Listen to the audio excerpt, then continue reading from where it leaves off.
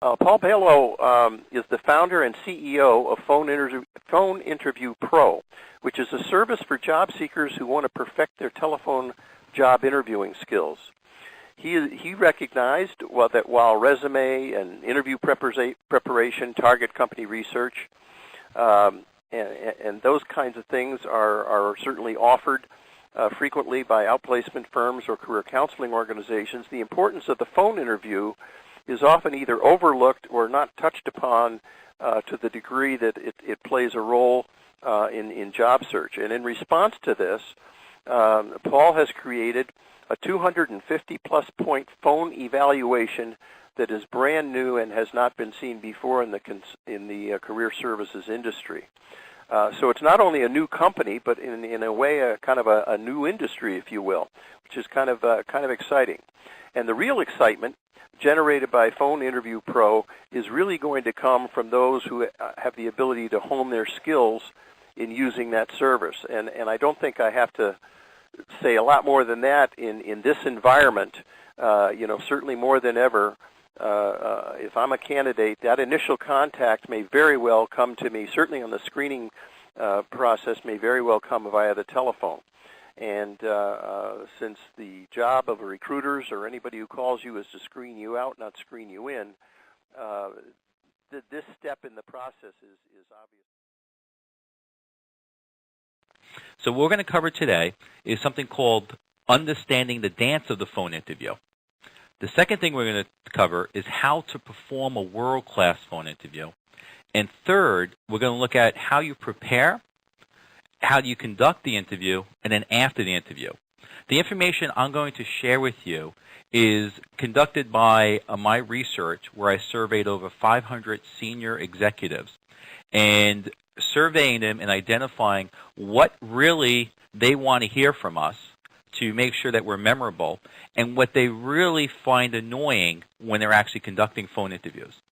What I also want you to be aware of is that you don't have to accept everything I'm going to share with you today.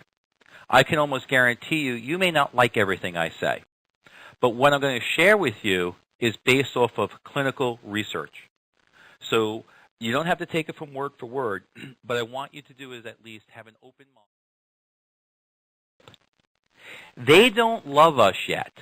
They may not even like us because they're only offering us a phone interview. The phone interview process is now a weeding out process. It's not a process where they may want to talk to you for a long period of time. They may just want to get to know you. Now, I've been married for 15 years.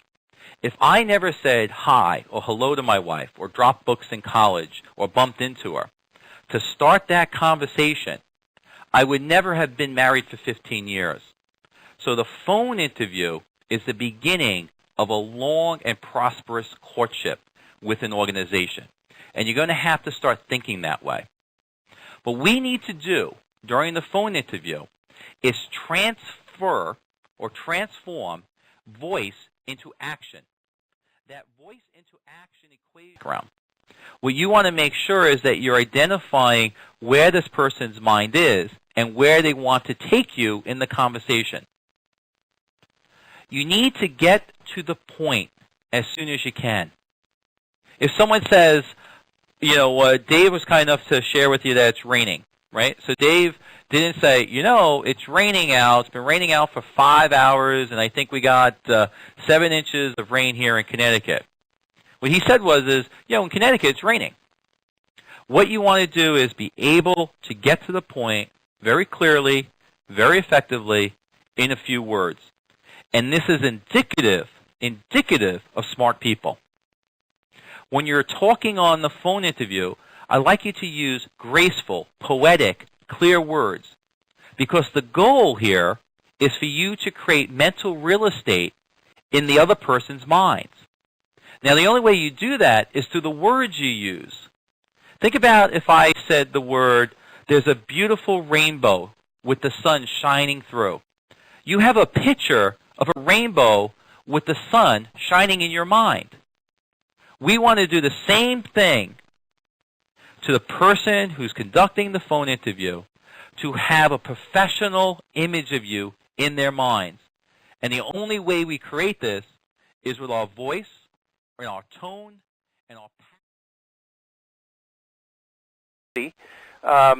let me just take one that came in during the course of the presentation, and then maybe we'll take a few calls as well.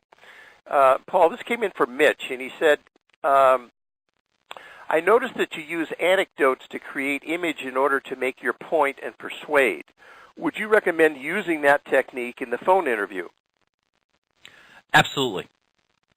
Because what happens is there's a defensive mechanism in the human mind. When I was in graduate school, I have a master's in clinical social work, and in the first class they said there's a lot of defensive mechanisms in the mind.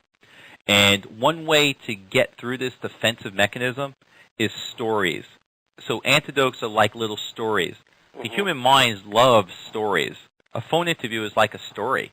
So it helps to break down what you're trying to say to make it very clear in little anecdotes that makes it memorable. And that's what I'm actually trying to do during the lecture here, is to make sure that you could take little tidbits, little stories that will resonate in your head. So the answer is absolutely. I wouldn't do it consistently, but I would do it on your key points during the phone interview. Absolutely.